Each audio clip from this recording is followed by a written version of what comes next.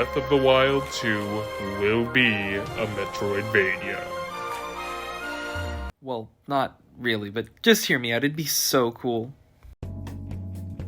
If you need a refresher, the name Metroidvania comes from Metroid and Castlevania. I know, crazy, right? But you don't need to play those games to know what it means, and really it boils down to just two things: lock key progression and non-linear world design. But let's start with the latter. Oh, and if you want to skip the reminder text here, go ahead and jump to this timestamp. Non-linear world design doesn't mean the game is actually non-linear in its progression, but rather that the world of the game has to be designed in a way to at least seem non-linear. Of course, many are non-linear, but many are not. Some are linear and some aren't. The point is that even if they are linear, they have to seem like they're not, but that doesn't even matter because Breath of the Wild 2 won't be linear. Basically, instead of a series of levels, Metroidvanias have one large, sprawling world for the player to explore, find things to do in, and a chance to discover the world in a more natural way. Which sounds a lot like another type of game, doesn't it?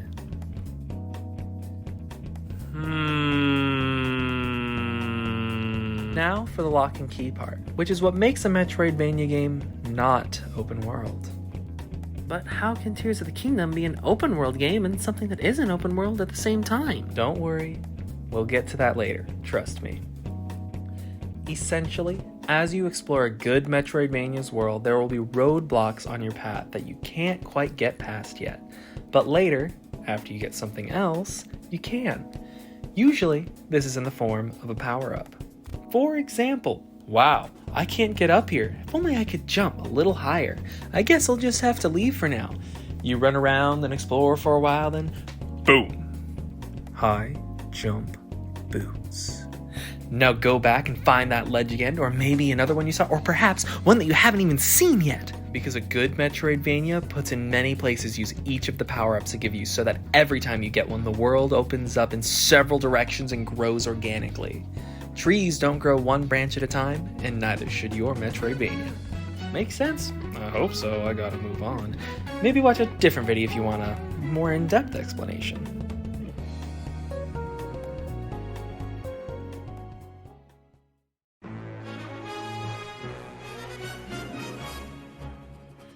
Now for Breath of the Wild 2.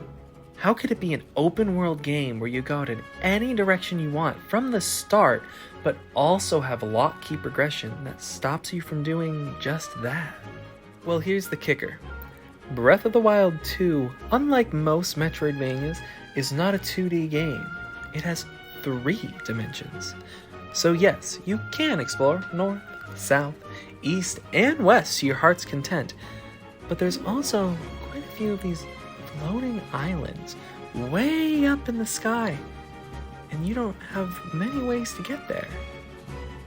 Catch my drift yet? Also, it took me 2 years to get over how awful of a name Breath of the Wild is, so just let me avoid saying Tears of the Kingdom for now. We've seen Link climb mountains, we've seen Link glide, we've also seen his new Ascend and Recall skills, but there's limits to these. Climbing can only get you so high, Ascend requires a low ceiling, and Recall is entirely situational. So what do? You go to the Zoras and learn how to waterfall jump way up into the sky.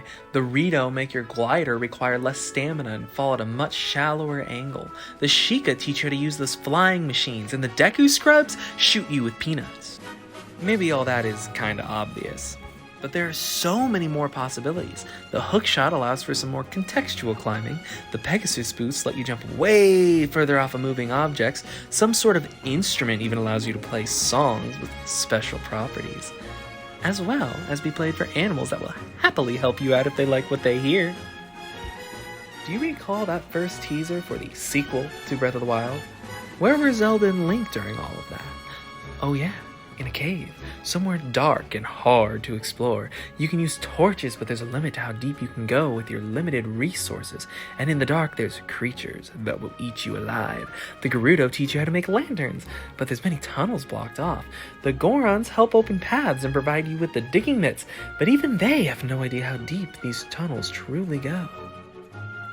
You might say that I'm just trying to merge Breath of the Wild with some of the older 3D Zeldas, and there is some truth to that, but I'll have you know that the very first game in the series, The Legend of Zelda, is actually a Metroidvania in its own right. Although, that's a topic for another time. For now, let's think about some more possibilities. What if they started you off with even less than the first Breath of the Wild? Your glider gets destroyed and you're stuck with what is essentially the sailcloth from Skyward Sword for a while, which helps justify Link's ability to control his fall. There's a section at the beginning where there's no way to get weapons after you lose the Master Sword, and you just have to hope you'll be able to make your way out of the cave before your last torch goes dark. Oh, and by the way, we haven't even been shown when you get your new Sheikah powers. Assumably it's early on, but maybe it's just marked on your map after your tutorial. I want to see Nintendo do something like this, on a scale like Breath of the Wild, in a way that only they can. Even just recently they made Metroid Dread, which is one of the best Metroidvanias out there. Maybe Tears of the Kingdom won't be that open world Zeldavania that I want, but man, I hope we get one someday.